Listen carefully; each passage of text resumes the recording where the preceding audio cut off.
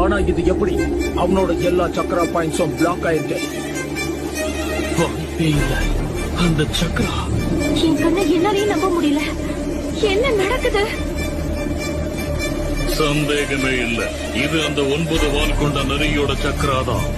இந்த சக்கரா எங்க இருந்து வருது?